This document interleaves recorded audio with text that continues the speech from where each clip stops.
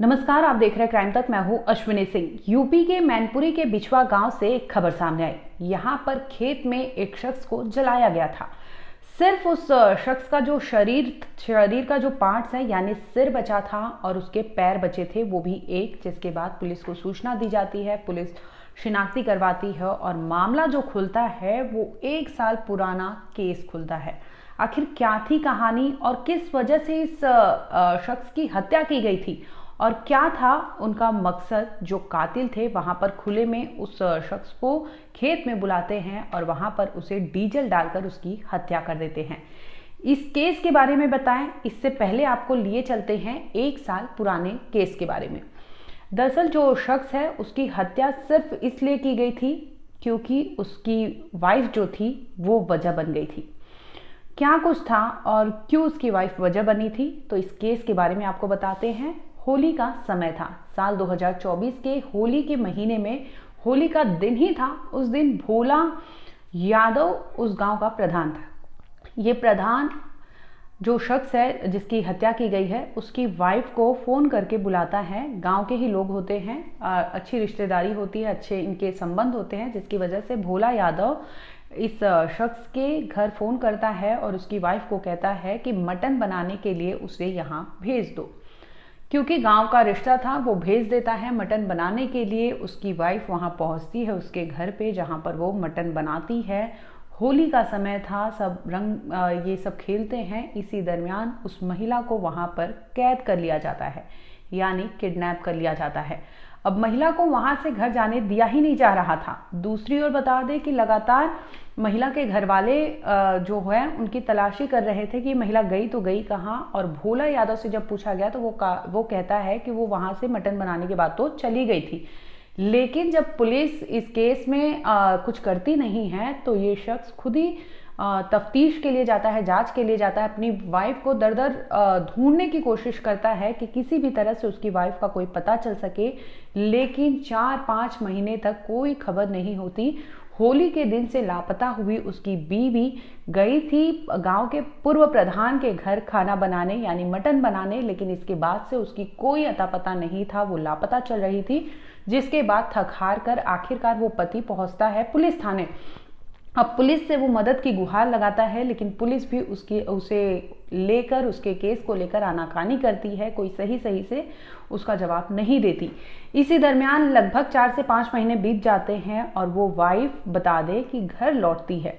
जब घर लौटती है उसका जो दशा होता है, हुलिया होता है, उसे देखकर घर वाले हैरान परेशान रह जाते हैं कि आखिर इसके साथ हुआ क्या। अब पहले उसे वहां संभाला जाता है, इसके बाद पीड़िता से पूछा जाता है कि तुम 4-5 महीने से कहाँ थी।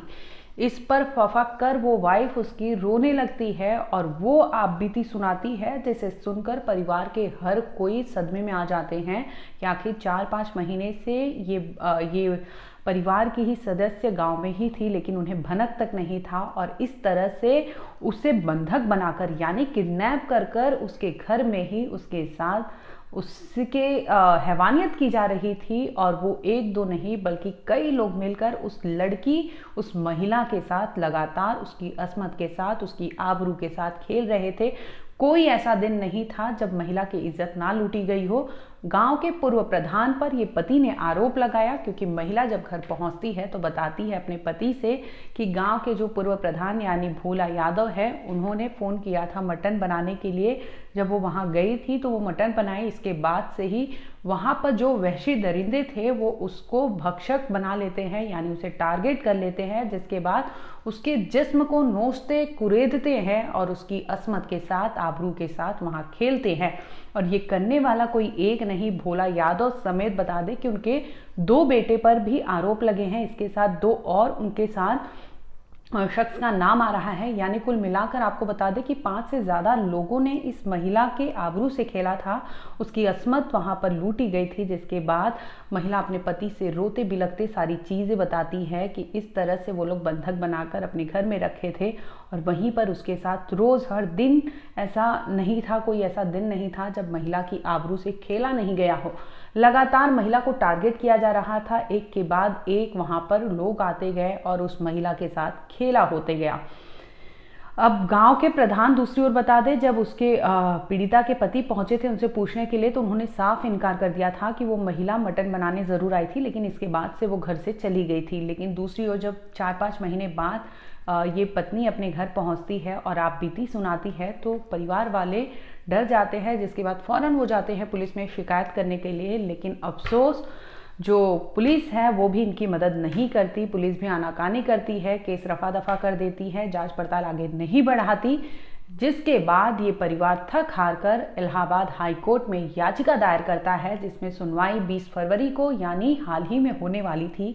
इसके पहले ही उस पीड़िता के पति को मौत के हवाले कर दिया जाता है। बता दें कि महिला के आंखों पर पट्टी बांधकर 4-5 महीने बाद ये आरोपी जो है खेत में उसे छोड़ दिए थे, जिसके बाद महिला जैसे तैसे अपना पट्टी खोलती है और वो सकुशल अपने घर पहुंचती है। लेकिन जब उसका हुलिया देखा जाता है तो परिवार वाले डर जाते हैं और इसके बाद शिकायत दर्ज कराने जाते हैं, जिसमें आनाकानी होती है। बता दें कि इसके बाद जब मामला सामने आता है शिकायत की, क्योंकि पीड़ित परिवार ने शिकायत दर्ज कराई थी, ये केस के बारे में जो पूर्व प्रधान भोला यादव समेत उनके घर वालों को भनक लग गई थी कि इस तरह से कार्रवाई की मांग की जा रही है, आरोप लगाए जा रहे हैं, जिसके बाद भोला यादव पीड़ित परिवार को लगातार धमकी देने लगा, धमकाने लगा कि केस वापस ले लो, नहीं तो ठीक नहीं होगा। और पीड़ित परिवार है कि अपने साथ हुए ज्यादती को लेकर वो अपना आवाज उठा रहे थे। उन्हें आरोप जो था वो पीछे नहीं हट रहे थे, जो आरोप लगाए थे उनका मानना था कि उनकी बीवी के साथ गलत काम हुआ है, जिसकी वजह से वो अपनी बीवी को न्याय दिलाने के लिए जगह जगह भटक रहे थे, पुलिस की गुहार लगा रहे थे। लेकिन अफसोस कि पुलिस ने सही टाइम पर सही काम नहीं किया, जिसकी बदौलत उन्हें इलाहाबाद हाई कोर्ट का रुख करना पड़ा, जहां पर उन्होंने याचिका दायर की, जिस मामले में आगामी 20 फरवरी को सुनवाई होनी थी। इसके पहले ही जो आरोपी हैं वो फिर से एक चाल चलते हैं, प्लानिंग करते हैं। प्लानिंग के तहत भोला यादव समेत उनके जो परिवार के अन्य जन हैं, यानी उनका बेटा जो है, ये लोग बुलाते हैं इस पीड़िता के पति को खेत में मिलने के लिए। अब पीड़िता का पति सोचता है कि हो सकता है कुछ काम हो, इस चक्कर में वो खेत में मिलने जाता है। दोनों के बीच में बातचीत होती है, सुनवाई होती है, दोनों एक दूसरे की सुनते हैं, जो भी बातचीत होती है दोनों के बीच में। लेकिन इसी दरमियान जो पीड़ित परिवार है उस पर दबाव बनाने लगते हैं भोला यादव समेत उनके परिवार वाले, जिसकी बदौलत पीड़ित के परिवार मना कर देता है, पति उसका मना करता है कि ऐसा कुछ नहीं होगा, क्योंकि उन लोगों ने उसकी बीवी के साथ गलत काम किया है, इसका उन्हें अंजाम भुगतना पड़ेगा। जिसकी वजह से वो पीड़ित का पति वहां पर डट गया था कि वो केस वापस नहीं लेगा। और इसी दरमियान दोनों के बीच में झड़प होती है। बता दें कि 16 और 17 फरवरी के दरमियानी रात की बात है, गांव के ही खेत में बुलाया जाता है, जहां पर जब पीड़िता का पति जो है मानने को तैयार नहीं होता, वो केस वापस लेने को तैयार नहीं होता। इस पर जो आरोपी होते हैं वो अपने साथ डीजल समेत कुछ चीजें लाए होते हैं, जिसे वो अब सोचते हैं कि अगर ये केस वापस नहीं ले रहा तो ऐसे में हो सकता है आने वाले टाइम में कि इन लोगों के लिए कोई बखेड़ा खड़ा हो जाए, जिसकी बदौलत ये लोग करते हैं उस पीड़ित के पति को टारगेट बनाते हैं, घेर लेते हैं और उसके साथ बदसलूकी करने लगते हैं।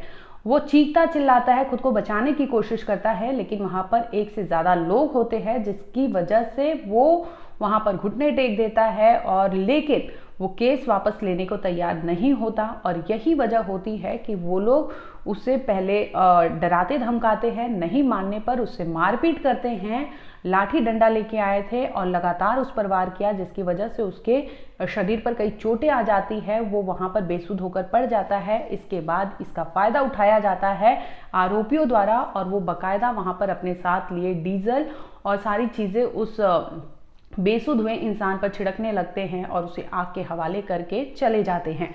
गनीमत रहती है कि अगले दिन गांव के ही शख्स ने उसे देखा, जिसके बाद पुलिस को सूचना दी। जब पुलिस पहुंचती है तो वहां से अधजली हुई जो बॉडी होती है रिकवर करती है। इस केस में आपको बता दें कि पीड़िता के पति की जान चली जाती है, लेकिन पुलिस वहां से एविडेंस कलेक्ट कर लेती है, जिसमें लाश के सिर और पैर थोड़े से बचे होते हैं, जिसे पोस्टमार्टम के लिए रवाना कर दिया गया है। इसके साथ ही हड्डियां वहां पर मिलती है, जिसे पुलिस ने अपने कब्जे में कर लिया और जो लाठी डंडे और केन लाया गया था डीजल में जिसमें भर के ले आया गया था, वो सारी चीजें वहां फेंकी गई थी, जिसे पुलिस ने अपने साथ ले लिया। फॉरेंसिक टीम पहुंचती है जो तमाम ऐसे एविडेंस सबूत इकट्ठे करती है, जिसके बाद पुलिस अब इस केस को लेकर जांच आगे बढ़ाती है। दूसरी ओर बता दें कि भोला यादव, जिस पर एलिगेशंस लगाए गए हैं, जिस पर आरोप लगे हैं, वो अभी फरार चल रहा है। इसके साथ ही 5 अन्य लोगों पर भी मुकदमा दर्ज है, जिसमें ये बताया गया है कि ये सभी लोगों ने उस महिला के साथ गैंगरेप किया था और महिला ने अपनी आपबीती अपने पति को बताया और इस केस में बकायदा ये पति गवाह बना था, जिसकी वजह से आरोपियों को ये भा नहीं रहा था। और वजह यही होती है कि ये लोग 1 साल पहले हुए गैंगरेप केस में जिस तरह से ये लोग पीड़ित परिवार शिकायत दर्ज कराने गया था, इसका बदला लेने के लिए दबाव बनाते हैं कि केस वापस ले लिया जाए, लेकिन ऐसा कुछ होता नहीं है, जिसकी वजह से वो गवाह बने पति को खेत में बुलाते हैं और वहीं पर उसे आग के हवाले कर देते हैं, जिसमें उसकी मौत हो जाती है।